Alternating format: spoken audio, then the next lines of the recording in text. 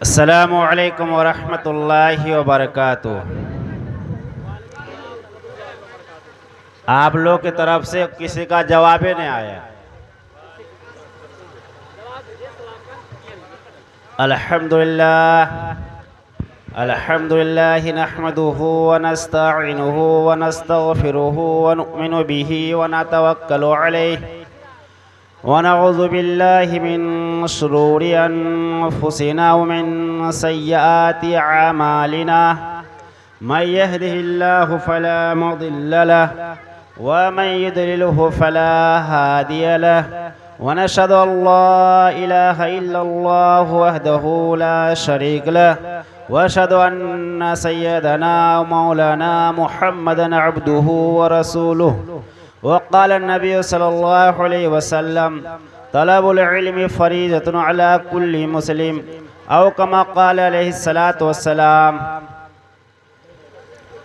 दोस्तों, अजीज साथियों और बिरादरान इस्लाम, अल्लाह तबारक व तआला का एहसान है, उसका फजल व करम हुआ कि अल्लाह रब्बुल इज़्ज़त ने आज हम सब को इस बाबरकत रात की मुनासिबत से और एक छोटा सा प्रोग्राम की बरकत से हम सब को यहाँ जमा फरमाया है। और अल्लाह रब्बुल इज़्ज़त ने कुछ दीन की बात कहने की भी तौफीक अता फरमाई और आपको सुनने के भी तौफीक अता फरमाई। अल्लाह से दुआ कीजिए कि अल्लाह तबारक व तआला हमें भी और आपके अमल की तौफीक अता फरमाए। तो दोस्तों, अजीज साथियों, मैं आप हजरात को इससे कबल एक बात बयान कर देना चाहता हूँ। एक शख्स हमसे सवाल किया कि दानिशपुर में कि आपके यहाँ जो है जलसे भी बहुत ज़्यादा होते हैं, प्रोग्राम छोटा मोटा महीने में हो जाया करता है, इसी तरीके से बड़े बड़े जलसे जो नामो निशान वाला जलसा आपके जो है दानिशपुर में किया जाता है, मगर बहुत सारी चीज़ें ऐसी है जो आपके दानिशपुर से गया ही नहीं है। तो आप लोगों का जलसा करना गोया के रायगाना है। उससे हमने कहा है कि कौन ऐसी चीज़ है जो दानिशपुर से नहीं गई है। हमने कहा अल्हम्दुलिल्लाह हम लोग की मेहनत जो है रंग लाई है। पहले हमारे यहाँ एक मस्जिद थी, अल्हम्दुलिल्लाह इस वक्त 4 मस्जिद बन गई है और अल्लाह का शुक्र है चारों मस्जिद में नमाजें होती है। आपके यहाँ बोलता है हमारे यहाँ एक मस्जिद है, उसमें नमाजी बहुत कम है।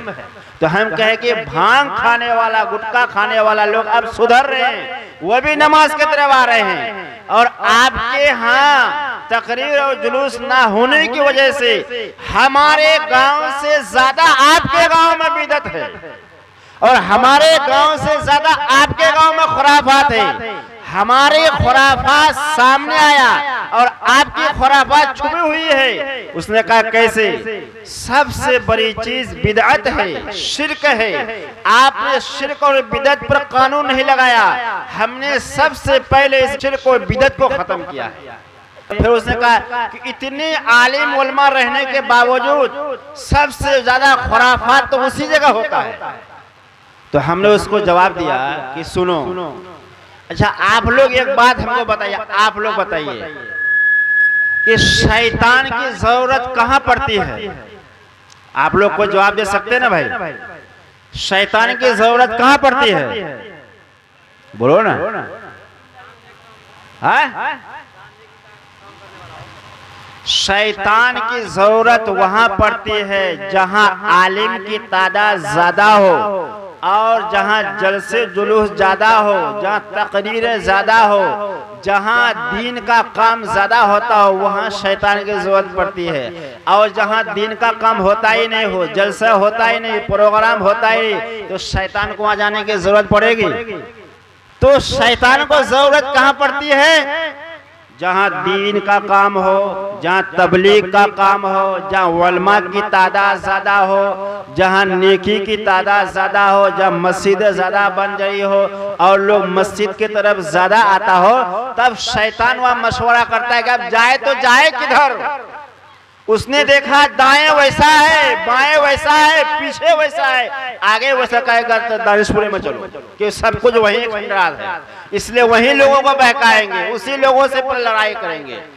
तो शैतान उस जगह आता है जहां नेकियों की माहौल खत्म हो जाती है, जहां जलसे जुलूस का नामो निशान मिट जाता है, जब मसाजिद वीरान हो जाती है, लोग नमाज पढ़ने से दूर हो जाते हैं, तो शैतान के वहां जाने की जरूरत नहीं पड़ती। शैतान वहां आता है जहां रोजाना तकरीर हो, हर हफ्ता लोगों को समझाता हो, दीन की दावत देता हो, मदरसे बनाता हो, मस्जिदें बनाता हो, प्रोग्राम करता हो, जलसे निकालता हो, तब शैतान को उसको दिमाग में पड़ता है कि अब यहाँ जाना जरूरत है, क्योंकि यहाँ के लोगों को भटकाना चाहिए। और हम इंशाअल्लाह इनके बावजूद भी शैतान से लड़ने के लिए तैयार है। अल्हम्दुलिल्लाह हम सब शैतान से लड़ने के लिए तैयार है, इसलिए कि शैतान से लड़ने के लिए हमें और आपको इस बात का अहद करना पड़ेगा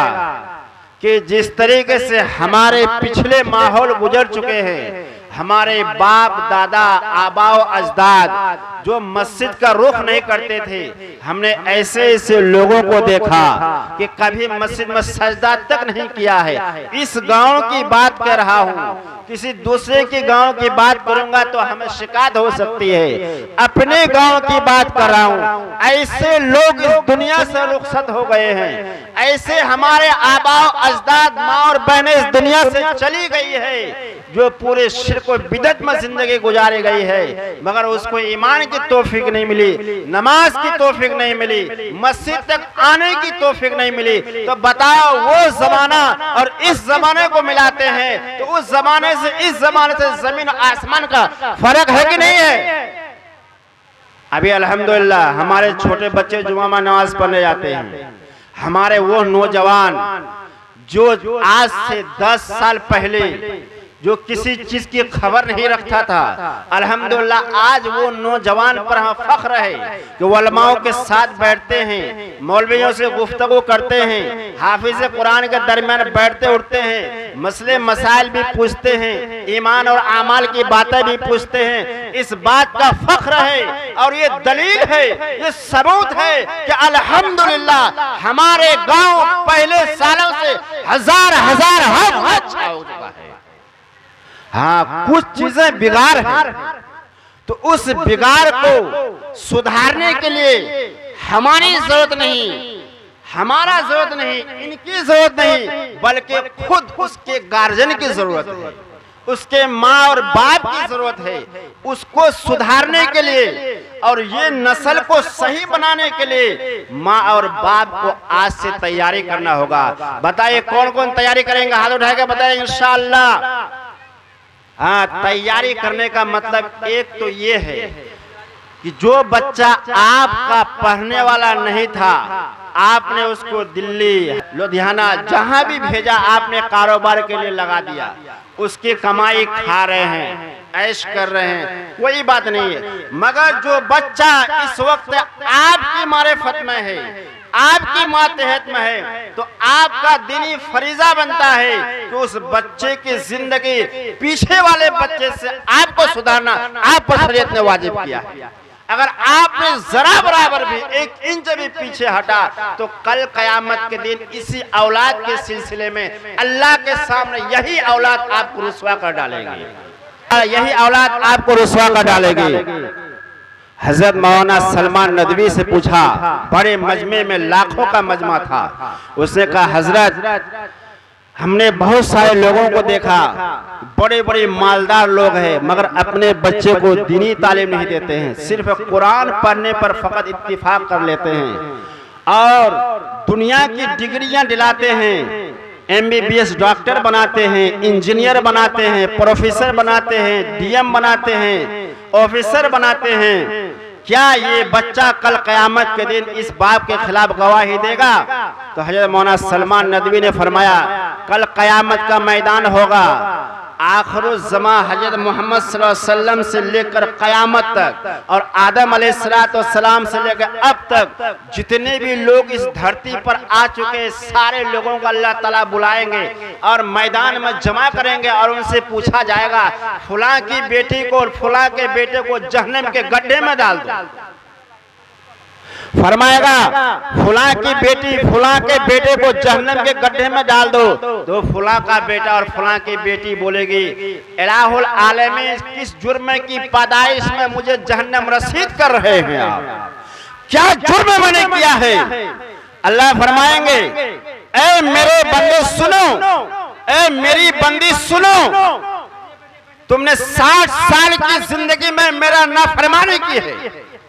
वो औलाद, वो बेटा को अल्लाह तआला फरमाएंगे, ए मेरे बंदे सुनो, फुला की बेटा फुला की बेटी सुनो, तुम्हारी उम्र तवील थी, तुमने सारी जिंदगी मेरी नाफरमानी कर गुजारा है। तो वो लड़कियां, वो बेटियां, वो बेटे पलट कर कहेंगे, इलाहुल आलमीन, हमको जहन्नम में डालने से पहले मेरे इस माँ बाप को जहन्नम के अंदर डालिए।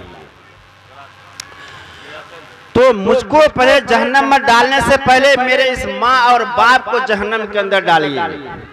मेरे भाई, मेरे दोस्त, यही औलाद जिसके लिए आपने लोगों की गालियां सुनी, यही औलाद जिसके लिए आपने दर दर की ठोकरें खाई, यही औलाद जिसके लिए आपने माँ और बहन की इज्जत को बर्बाद किया, यही औलाद जिसके लिए आपने हरियाणा, लंदन, यूरोप का सफर किया, यही औलाद जिसकी परवरिश के लिए आपने पूरी जिंदगी नमाज को छोड़ा, यही औलाद जिसकी परवरिश के लिए आपने अपने माँ और बाप को छोड़ा, यही औलाद की परवरिश के लिए आपने पूरे हिंदुस्तान का सफर किया। कल क़यामत के दिन यही औलाद आपके खिलाफ गवाही देगी और कहेगा, इलाहुल आलमीन, मुझको जहन्नम में डालने से पहले मेरे माँ और बाप को जहन्नम में डालिए।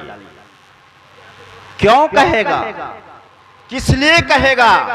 हम ये समझते हैं, हमारे माँ बाप यही समझते हैं और हम भी यही समझते हैं, शादी कर लिए, 4-5 औलाद पैदा कर लिए, हमारा फरीजा पूरा हो गया। ऐसा नहीं है। शादी करने के बाद आपका फरीजा पूरा नहीं हुआ, या औलाद पैदा कर लेने के बाद आपका हक पूरा नहीं हुआ, बल्कि बाप का हक उस वक्त पूरा होगा औलाद से जब तक अपनी औलाद को वो दीन ना सिखा दे। अगर किसी बाप ने अपनी औलाद को जिंदगी मिलने के बावजूद भी दीन नहीं सिखाया तो उसने अपनी औलाद के साथ गद्दारी की, उसने अपनी औलाद को बदबख्त बनाया है, उसने अपनी औलाद को हैवान बनाया, उसने अपनी औलाद को जुओं के अड्डे में खड़ा किया, उसने अपनी औलाद को नाफरमान बनाया, उसने अपनी औलाद को रसूल की नाफरमानी करने वाला बनाया, खुदा के मारिफत से दूर रखा है। हम और आप क्या समझते हैं? सिर्फ औलाद हो जाने पर, औलाद 5-6 पैदा कर देने पर हमारे फरीजा खत्म हो गया? क्या हम ये समझते हैं कि हम दिल्ली पंजाब से कमा कर लाए, अपनी औलाद को शादी ब्याह करा दिया, हमारा हक खत्म हो गया? नहीं, शादी कराना आपका हक है, मगर आपका हक जो था, जो अल्लाह ने फर्ज किया, आपने उस हक को अदा नहीं किया। कल क़यामत के दिन अल्लाह के सामने आपको पेश होना होगा। कल क़यामत के अल्लाह के सामने हुजूर में पेश किए जाएंगे और यही औलाद आपके खिलाफ गवाही भी देगी। तो वो औलाद जिसके खातिर हम और आप दिन और रात को खत्म किया, वही औलाद कल क़यामत के दिन आपके खिलाफ गवाही देगी। तो इस औलाद के खिलाफ गवाही देने का, बचने का सोच सिर्फ एक है। अगर कोई मुसलमान या कोई आदमी अपनी बेटे को डॉक्टर बनाता है, इंजीनियर बनाता है, प्रोफेसर बनाता है और बड़े बड़े डिग्रियां हासिल करता है, मगर दीन से उसको महरूम किया, तो ये डिग्री, ये इंजीनियर, ये प्रोफेसर, ये ऑफिसर कल क़यामत के दिन वो औलाद का काम नहीं आएगा। अगर किसी बाप ने अपने पेट में पत्थर बांधकर दीन सिखाया, हाफिज़े कुरान बनाया, आलिम दीन बनाया, कल कयामत के दिन अल्लाह तबारक व तआला फरमाएंगे फलां के बेटा हाफिज कुरान है, फलां के बाप को बुलाया जाए, फलां की माँ को बुलाया जाए, उनके रिश्तेदारों को बुलाया जाए और कहा जाएगा कि इनके बाप के सर पर ऐसा ताज बहनो जो सूरज से भी ज्यादा चमकता रोशन नजर आएगा। आप तो अभी कहेंगे ये भिकमंगा मौलवी, ये ज़कातखोर मौलवी, फितरा खाने वाला मौलवी क्या करेगा? नहीं, मरने के बाद तुम्हें पता चलेगा कि इन उलमाओं ने क्या तुम्हारे लिए किया है, और फिर तुम्हें पता चलेगा कि तुम्हारी औलाद जिसको तुम छोड़ के गए हो, दीन से नावास्ता करके गए हो, वो औलाद तुम्हारे खिलाफ क्या गवाही देगी। तो कल क़यामत के दिन हाफिज कुरान कहेगा कि हमारे बाप के सर पर ताज बना जाए, और ये फजीलत सिर्फ उसके लिए है जिसका बच्चा हाफिज कुरान हो। तो बताओ, कोई इंजीनियर पढ़ने वाला के बाप के सर पे ताज नहीं बना जाएगा, किसी डॉक्टर पढ़ने वाला के बाप के सर पे ताज नहीं बना जाएगा, और किसी प्रोफेसर के बाप के सर पे ताज नहीं बना जाएगा। ये ताज कल क़यामत के दिन सिर्फ उसी के लिए रखा गया अगर कोई शख्स अपने बेटे को हाफिज कुरान बनाया हो, उसके लिए रखा गया। हाँ, डॉक्टर बनाना कोई बुरी बात नहीं है, प्रोफेसर बनाना कोई बुरी बात नहीं है, इंजीनियर बनाना कोई बुरी बात नहीं है। आप शौक से बनाइए, इंजीनियर बनाइए, डॉक्टर बनाइए, प्रोफेसर बनाइए, जो बनाना हो बनाइए, मगर सबसे पहले दीन है। दीन सिखाने के बाद आपको जो मनवा हो बनाइए, तब तो फिर आप कामयाब है। अब वरना मैंने ऐसे ऐसे डॉक्टरों को देखा है, मुसलमान डॉक्टर है मगर खरे खरे पेशाब करते हैं। ऐसे ऐसे डॉक्टरों को देखा है जो खरे खरे पेशाब करते हैं, जुमा तक पढ़ने नहीं आते, और अल्हम्दुलिल्लाह ऐसे भी डॉक्टर मैंने देखा है जो एक वक्त की नमाज तक भी नहीं छोड़ी है, क्योंकि उसकी तरबियत सबसे पहले मदरसा में हुई है। मदरसा में तरबियत होने के बाद फिर उसको डॉक्टर बढ़ाया, इंजीनियर बढ़ाया, तो वो दीन को भी लेकर चलेगा, दुनिया को भी लेकर चलेगा। अगर आपने खालिस सिर्फ दुनिया सिखाया और दीन से दूर रखा तो आपका बच्चा का दिमाग अंग्रेज वाला होगा। वो खड़े होकर पेशाब करना इज्जत समझेगा, खड़े होकर खाना इज्जत समझेगा, और खड़े होकर चलना और फिरना और यहाँ वहाँ जाना वो अपने आप को इज्जत समझेगा, जबकि अल्लाह के इसका कोई माने नहीं रखता है। कौन कौन हज़रात है जो अपने बच्चों का हाफिज कुरान बताएगा? बताइए इंशाल्लाह, हाथ रख के बताइए। तो तुम्हारा शादी हुई है? शादी हुई तुम्हारी? तो पहले चलो माशाल्लाह, कम से कम इरादा तो रखा है। हाँ, इरादा मजबूत है। दोस्तों, तो मेरा कहने का मतलब यह है कि हम सबसे पहले अव्वल फुर्सत में, आप देखिए रमज़ान के बाद का प्रोग्राम रखा गया है, ईद के बाद का प्रोग्राम रखा गया है। हमारे गांव में ऐसे 200 से 250 बच्चा ऐसे होंगे जो बिला वजह अपने वक्त को ज़ाय करते हैं। डंडा, पुत्ती, गुल्ली, पता नहीं क्या क्या। अब मखे का सीजन आएगा, मखे चोरी करने में, मखे तोड़ने में, मखे लाने में वक्त ज़ाय करे। खुदा की कसम, इन सब चीज़ों को से बचा करके अपने बच्चे को किसी दीनी इदारे में दाखिल करो। इंशाअल्लाह हम लोग दाखिल करेंगे। भाई पढ़ाओ, दीन पढ़ाओ, कम से कम इतना पढ़ा दो कि आपका बच्चा कल ये ना कहे कि हमारे बाप इतने मदद से रहने के बावजूद हमारे बाप ने हमको जाहिल बनाया, दीन से नावाकिफ बनाया।